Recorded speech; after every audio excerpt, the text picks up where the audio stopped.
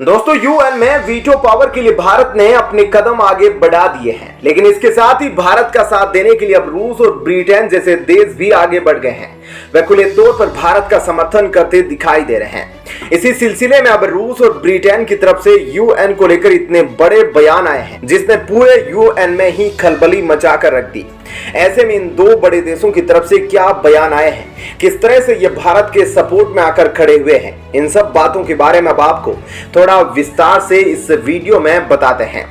दोस्तों, second world war के बाद 1945 में यूनाइटेड नेशन की स्थापना की गई थी, जिसमें चीन, रूस, फ्रांस, अमेरिका और ब्रिटेन को स्थायी सीट के साथ साथ वीटो पावर दी गई। ऐसे में इनमें से एक भी देश अगर किसी भी प्रस्ताव को लेकर अपनी वीटो पावर का इस्तेमाल कर देता है तो वह प्रस्ताव वहीं पर खारिज हो जाता है। इसी ताकत के दम पर यूएन के स्थायी देश पूरी दुनिया पर अपनी मनमानी चलाते हैं, लेकिन भारत इनकी मनमानी को रोकने के लिए यूनाइटेड नेशन का रिफॉर्म को लेकर लगातार इन देशों से लड़ रहा है। अब भारत की इस लड़ाई में रूस, ब्रिटेन की एंट्री हो गई है। इन दोनों देशों ने खुले तौर पर भारत के समर्थन का ऐलान किया है। बता दें कि ब्रिटेन इसी महीने यूनाइटेड नेशन के सभी सदस्यों को बुलाकर यूनाइटेड नेशन रिफॉर्म को लेकर बहस करने वाला है और यूनाइटेड नेशन रिफॉर्म को लेकर दोनों ही तरफ से बड़े बयान आए हैं। सबसे पहले आपको बताते हैं रूस की तरफ से क्या कुछ कहा गया। दरअसल रूस के विदेश मंत्री ने कहा कि यूनाइटेड नेशन का रिफॉर्म करना बहुत जरूरी हो गया है, क्योंकि यूनाइटेड नेशन में पश्चिमी देशों की मनमानी चल रही है। यूनाइटेड नेशन की जो मौजूदा स्थिति है वह पूरी तरीके से उन्हीं के हाथों में है, जिस वजह से यूनाइटेड नेशन ना तो निष्पक्ष है और ना ही ठीक तरीके से अपना काम कर पा रहा है। ऐसे में जरूरी है कि यूनाइटेड नेशन में बड़ा परिवर्तन लाया जाए। भारत जैसे देशों को यूनाइटेड नेशन की स्थायी सीट पर जगह दी जाए। इसके साथ ही उन्होंने ये भी कहा कि यूनाइटेड नेशन के स्ट्रक्चर को वर्तमान तरीके से निर्धारित करने का समय आ गया है। इसके साथ ही ब्रिटेन के विदेश मंत्री ने यूनाइटेड नेशन पर खुलकर अपनी राय रखते हुए कहा कि आज की चुनौतियों का सामना करने के लिए अब समय आ गया है जब संयुक्त राष्ट्र सुरक्षा परिषद के अंदर सुधार किया जाए। इसके साथ ही उन्होंने आगे कहा कि ब्रिटेन, भारत, जर्मनी, जापान और ब्राजील जैसे देशों की स्थायी सीट और वीटो पावर का समर्थन देगा। इसके साथ ही उन्होंने यह भी कहा कि इसी महीने यूएन के अंदर एक बड़ी मीटिंग सेट की जाएगी, जिसमें यूनाइटेड नेशन में शामिल सभी देशों को इनवाइट किया जाएगा, जिनके सामने यूनाइटेड नेशन रिफॉर्म की बात रखी जाएगी। देखा जाए तो ब्रिटेन ने यूनाइटेड नेशन को लेकर जो स्टेटमेंट दिया है, इस तरह का स्टेटमेंट अभी तक किसी और देश से नहीं आया है। ब्रिटेन एक स्थायी देश भी है, इसलिए ब्रिटेन की ओर से दिया गया यह बयान बहुत ही महत्वपूर्ण माना जा रहा है। लेकिन देखना यह दिलचस्प होगा कि रूस और ब्रिटेन की तरफ से आए इन बयानों का यूनाइटेड नेशन पर क्या असर पड़ता है। क्या यूनाइटेड नेशन में परमानेंट सीटों की गिनती बढ़ाने को लेकर कोई बड़ा फैसला किया जाता है या नहीं, क्योंकि भारत की तरफ से यूएनएससी में कई बार बड़े बड़े बयान दिए जा चुके हैं, लेकिन उसका कोई असर दिखाई नहीं दिया। अब यूएनएससी के परमानेंट मेंबर द्वारा ही बड़े बड़े बयान आ रहे हैं। ऐसे में चीन अपना मन बदलेगा या फिर यूएनएससी में क्या बड़े बदलाव देखने को मिलेंगे, यह भी वक्त बताएगा। तो दोस्तों, इस खबर के बारे में आपकी क्या राय है?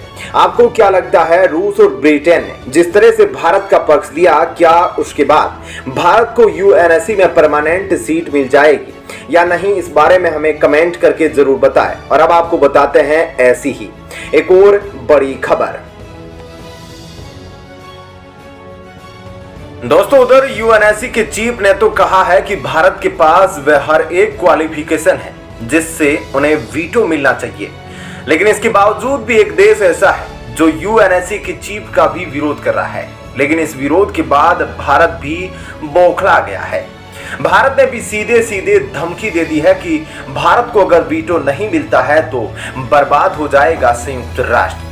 यूनाइटेड नेशन में अब इंडिया ने एक नया बवाल इसलिए खड़ा किया क्योंकि यूएनएससी के चीफ का बयान जो आया था वह यह था कि भारत को वीटो मिलना चाहिए, क्योंकि भारत के पास वाकई वह सारी क्वालिफिकेशन है जो भारत डिजर्व करता है।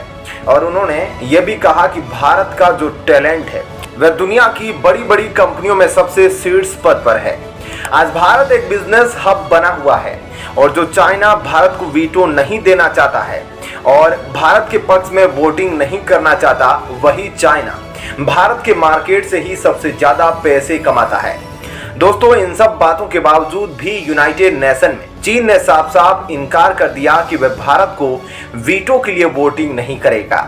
लेकिन यूएनएससी चीफ ने यह भी कहा कि कुछ न्यू क्राइटेरिया लाया जाएगा जिससे ये जो वीटो यानी कि परमानेंट मेंबरशिप जो सदस्यता है वह बढ़ाई जा सके, यानी नंबर ऑफ सीट्स बढ़ाई जा सके। लेकिन फिर भी चीन ने यूएनएससी की बात के विरोध में अपना पक्ष जाहिर किया। इन सब के बावजूद अब भारत ने क्या धमकी दी है, कैसे खलबली मच गई है यूएनएससी में, इस बारे में आपको थोड़ा डिटेल में बताते हैं। दोस्तों, हाल ही में यूएनएससी के अध्यक्ष ने भारत को वीटो देने के लिए जो बड़ी बात कही थी, उसके बाद चीन बुरी तरह से घबरा चुका था, क्योंकि यूएनएससी में सिर्फ चीन ही नहीं है जो भारत की स्थायी सदस्यता के खिलाफ है, लेकिन यूएनएससी में भारत की स्थायी सदस्यता को लेकर अब पॉजिटिव माहौल बना हुआ है। लेकिन जो डिसीजन लिया गया और यूएनएससी की स्थायी सदस्यता की बात को ही बंद करके साइड कर दिया गया, उससे अब भारत आग बबूला हो चुका है, जिसके बाद भारत ने यह चेतावनी दे दी है कि यूएन में केवल बातचीत से ही सब कुछ नहीं हो पाएगा और अगर सुधार नहीं हुए तो यह बातचीत अगले 75 सालों तक जारी रहेगी। ऐसे में भारत ने कहा कि तारीख पर तारीख देने का नाटक तुरंत बंद कर देना चाहिए। अगर ऐसा नहीं किया गया तो फिर वह यूएन सबसे बड़े अवसर को बर्बाद कर देंगे, क्योंकि यूएनएससी में अब बातचीत को अगले सत्र के लिए फिर से टाल दिया गया है। जानबूझकर इस मसले को लगातार आगे बढ़ाया जा रहा है, जिसके बाद भारत भी बरस पड़ा है और ऐसा 25वीं बार हुआ है जब भारत ने कहा कि यूएन में एक बार फिर से एक बड़ा मौका गंवा दिया गया। भारत ने तंज कसते हुए कहा कि सुरक्षा परिषद में सुधार की प्रक्रिया बिना किसी वास्तविक प्रगति के 75 साल और खींच सकती है।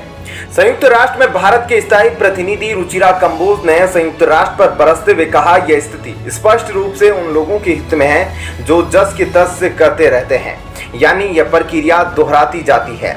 ऐसे में उनका इशारा सीधे तौर पर P5 देशों पर था जो पूरी दुनिया पर दादागिरी कर रहे हैं। हालांकि दोस्तों, यह बात अच्छी है कि चीन को छोड़कर बाकी चारों स्थायी सदस्य देशों से भारत को कोई परेशानी नहीं। वे लोग खुद चाहते हैं कि भारत को सुरक्षा परिषद की स्थायी सदस्यता मिलनी चाहिए, क्योंकि भारत अब दुनिया का बोझ बन चुका है और भारत के पीएम मोदी को दूसरे बड़े नेताओं की तरफ से काफी सम्मान मिलता है। ऐसे में सवाल उठता है कि क्या भारत अब खुद का नया संगठन बनाएगा और संयुक्त राष्ट्र को छोड़ देगा, या फिर भारत को संयुक्त राष्ट्र की स्थायी सदस्यता मिल जाएगी। ऐसे में इस खबर के बारे में आपकी क्या राय है, हमें कमेंट करके जरूर बताएं और